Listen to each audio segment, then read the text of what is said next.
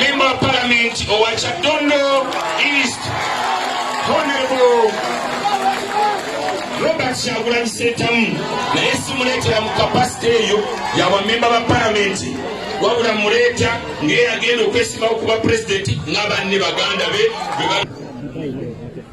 Jjajjaffe jjajja w'Obusiraamu, mukadde waffe Supreme Mufti ne Deputy wo,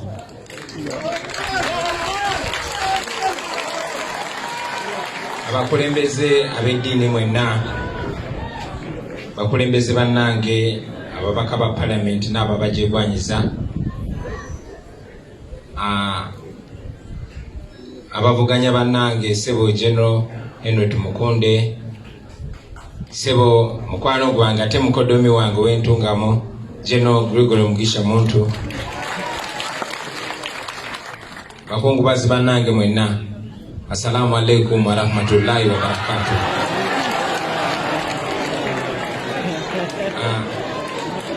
Kusaidi wano nyina mukwano gwange kamusaba sembereko, omwami ono bamuyita Twaha Ali Buken, nefe kubanga Monobi twamukazaako Nobian Ali, nga ono mukwano gwange bwetuwangadde era bwetulowooza ffenna okumala ebbanga lyonna. Bakadde bange, yenze Kyagulanyi Ssentamu Robert, abandabye obukulu, abamu bamanyi ng'omubanda wa Kabaka, ate abalala bamanyi nga Bobi Wine, abamanyi ewaffe gyenva mu ghetto bamanyi nga ghetto president, naye ate abo abandabako nga sinaweza myaka 8 bamanyi nga Swipe. Erinnya n'eryo lyantumibwa jjajjange Hajat Aisha Kyosimbonanya, Hajat Aida Kyosimbonanya, muwala w'omugenzi Haji Musa Kalenkanawa e Matanga, ng'oyo jjajjange ye yankuza okuva nga ndi muto, nze nazaalibwa mu lutalo, naye jjajjange oyo yantuuma erinnya eryo era nalimanyira erinnya lyange paka we nalaba kityange ku myaka 8 kwekufuna erinnya lya Robert. Jjajjange oyo kati aweze emyaka 95, ye muzadde yekka gwe nkyasigaza ku nsi, tewali mama tewali taata, naye jjajjo yazaala mama, akyaganya okufa alinda kulaba ku Uganda empya insha Allah. Kale no bakadde bange, muyinza okwewuunya empisa ennungi gye nzijja, muyinza okwewuunya omusingi omulungi gye nagujja, nze ndi mwana w'Abasiraamu.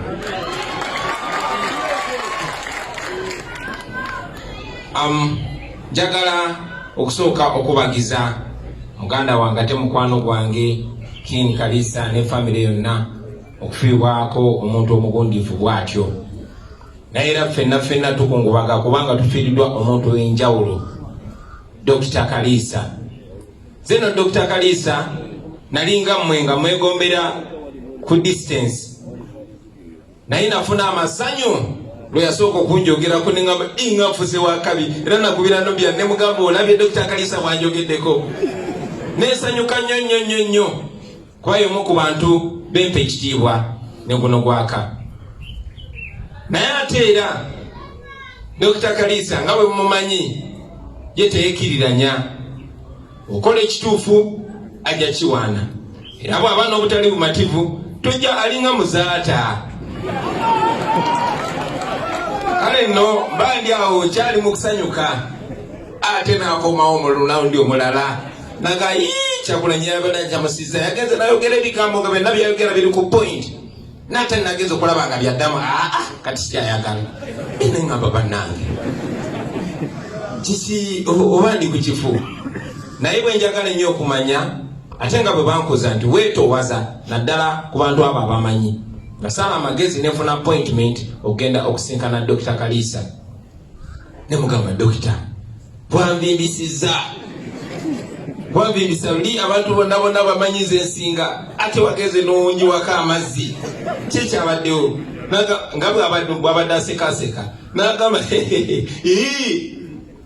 wagenda n'obyogera byonna nosoundinga nga bali bamandera naye ate wagenda okomawo kiruyogera kyekimu nantegeeza nti ffe tuli bamanyi tumanyi buli kikyamu ekiri ne gavumenti eno tumanyi buli kikyamu ekikoleddwa tetwagala kubitujjukiza gwogenda tukolera ki kyetwagala okumanya nafuna akadde ne munyonyola ne mugamba dokita mwe muli bamanyi naye ffe naddala bavubuka bannange ate nga tuli ebitundu 85 ku buli 100 bangi tuli basibe naye tetumanyi nti tuli basibe bangi tuli baddu naye tetumanyi nti tuli baddu mu nsi yaffe nakirabanga kikulu nnyo okusobola okuggula amaaso g'abantu bano basoke balabe nti kyebaliko kifu we bali bawafu n'abakulembeze bafu mu nsonyi wewe mbanga sawunize ng'owageto omanyi olumukannemeramu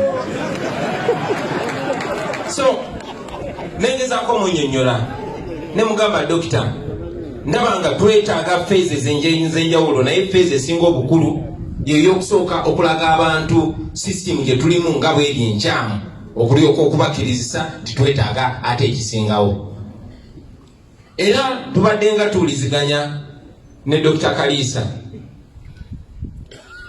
nja kutwala ne guno omukisa okubategeeza nti mu bye twayogera ennyo nabyo naye yagamba ye atuwulidde zi movements zijja emigendo gijja ne mulina okubeera organized kati ongamba otya nti mugenda kukyusa ensi temuli organized tolina kibiina kya bufuzi kiwandiise ne mwenda munyonyola nti munnange people power bagano giwandiisa naye ne bafuna omuntu nakifuula NGO yalabirira abakadde nagamba kati ongamba otya nti ng'ogenda kukola ki ogenda kuteekawo enkyukakyuka era namusinkana nga tewakyabula myezi 5 kwewandiisa nangamba olaba kati ongamba otya timugenda kwesimbawo simanyi mwina ttiimu naye temwina yadde ekibiina ky'obufuzi ebigambo ebyo nga byaŋŋamba nga binootinga mutwe naye era nga manyi embeera gye tulimu twali tetusobola kuwandika kibiina kya bufuzi kaakati naddamu omusinkananga mu magezi ag'enjawulo twayisizaawo ekya NUP era yansika kutunga wasekaseka nangamba oli muyaye era ne mugamba dokita amagezi gewatuwa twali tugayina naye nzijukira olunaku lumu olw'enjawulo we nasembayo okusinkana Dr. Kaliisa twali mu kuziika juzi nga tuwerekera muganda waffe Haji Nassan Ntegese Baggala yansika nanze ebbali nangamba obadde oyogera bingi nnyo kati kansuubire nti essaawa zino tetugenda kuwulira ng'okaabakaaba ng'oyoyoma ng'ogamba kino kirungi ubuze ng'ogamba oyagala kwesimbawo kyetwagala okulya kyokka kyekyo kyemugenda okukolera Uganda basebo ne bannyabo eyo ensonga lwaki ne mukwogera kwange nagambye nti tuclosinze the book of lamentations ne tuopeninga the book of acts twagaddewo ekitabo ekyokukaaba oba okwemulugunya ne tugulawo ekitabo ekya plan kyanaku nnyo tisisobodde musinkana mu biseera ebyobulamu naye tuli wano leero njagala okukozesa omukisa guno bakadde bange nga maliriza okwogera ku bweyamo obwange ng'omuntu obweyamo obwabannange benkulembera nabo n'obweyamo obw'ekibiina kya National Unity Platform okuba ettooki mu Uganda gye tuyita Uganda empya obudde tebusobola tumala okwogera ku byonna obudde tebusobola kutumala okwogera ku kubonaabona abasiraamu kwe bayiseemu oba kwe bakyagenda maaso n'okuyitamu naye njagala kukozesa mukisa guno okweyama mu maaso g'ombuga jjajjaffe jjajja w'obusiraamu okweyama nga tuli wano ku lusozi olukulu olw'abasiraamu mu Uganda okweyama eri abasiraamu abali wano abasiraamu abali mu bitundu bya Uganda ebyenjawulo n'abasiraamu abannayuganda beetoolodde ensi yonna abo abasiraamu bajjajjange bakojjange bakojja Kusaini bakojja Isima bakojja Faruku nti nga ndi pulezidenti w'eggwanga lino wagenda kubaawo obwenkanya njagala okukiddamu mbasuubiza abasiraamu mu maaso g'ombuga nti nga ndi pulezidenti wa Uganda abasiraamu bagenda kufuna obwenkanya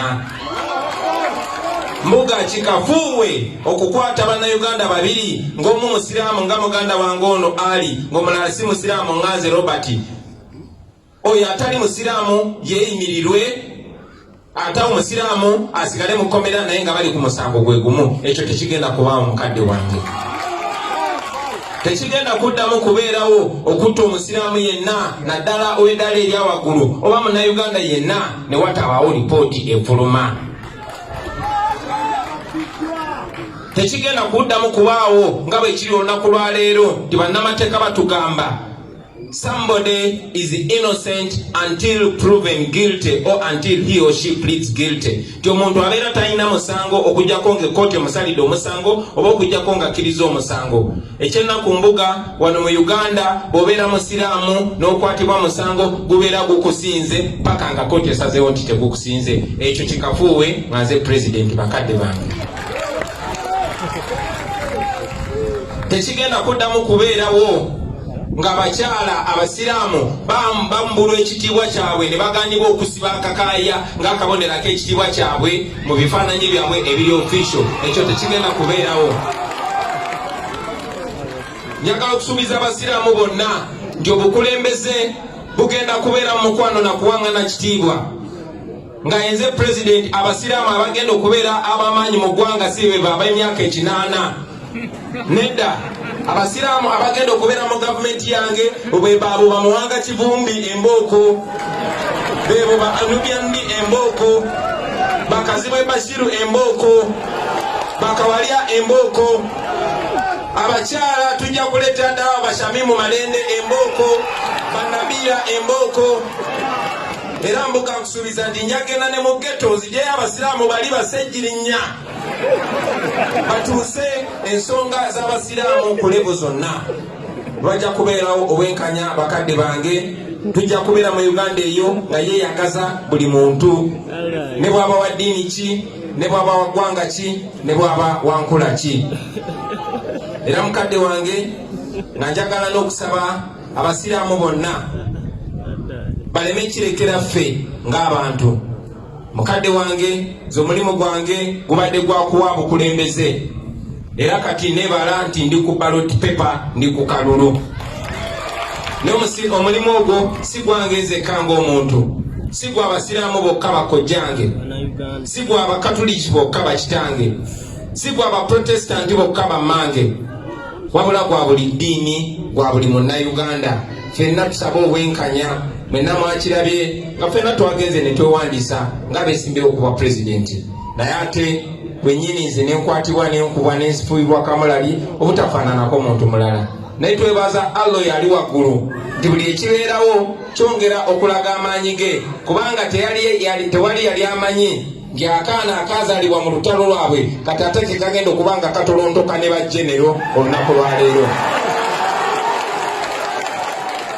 Nja kwebaza bajenero abantu balamu betwesimbyewo nabo naye nga tusobola okutuula wamu ng'abooluganda abatambula nga bagenda mu Uganda empya. Mbasabe kuba bo munnaye jeno munnaabwe bayinza okuba bamutuukako, naye bamusabe abeere jeno waddala, aleme kutya ka Dawudi akatalina yadde emmundu oba ekitala. Ffe Abakristu tulina ekyawandiikibwa mu Bayibuli ekigamba nti Katonda oyo yali waggulu yayamba akavubuka akato ke bayitanga Dawudi ne kafufugaza omulwanyi Namige gwe bayita Goliasi kuba kaali keesize Mukama Katonda. Era katusuubire nti ne ku mulundi guno Katonda agenda kukozesa generation yaffe okulaga amaanyi ge, kuba baganda bange tujjukire tetuli wano okulwa amagezi gaffe, tetuli wano okulwa amaanyi gaffe. Simiridde mu maaso gammwe kubaza ensinga okumanya eby'amagye oba ebyobufuzi, wabula ndi wano okukiikirira mmwe nammwe okubajjukiza nti Katonda bwe tumwesiga asobola okutukozesa ebyo ddala. Zikiriza Sheikh Muzata nawe nkwebaze ssebo, oyinza okuba tokyanzijukira mu myaka giri nga nkyali swaibu, naye nze omu ku bulenzi obajjanga ku Biraali okusiibulukuka. Era wali mukambwe nnyo Sheikh, era Sheikh nkutya, naye nkwagala nnyo mukadde wange, era nkusaba okyogeddeko nga twogera ku Dr. Kalisa kati gwe tusiibula yabadde teyeekiriranya. Mukadde wange nkwebaza obutekiriranya, mmwe basajja abakulu betulina abasobola otukiipinga mu line abasobola otukipinga mu order nga koberani ojja kingambanga bwe kiri era mukama bakkiriza n'enkulembera eggwanga lino insha Allah abasajja nga mmwe yemwe mulina okubanga mumpabula ku nsonga z'obuyisiramu. Assalamu alaikum.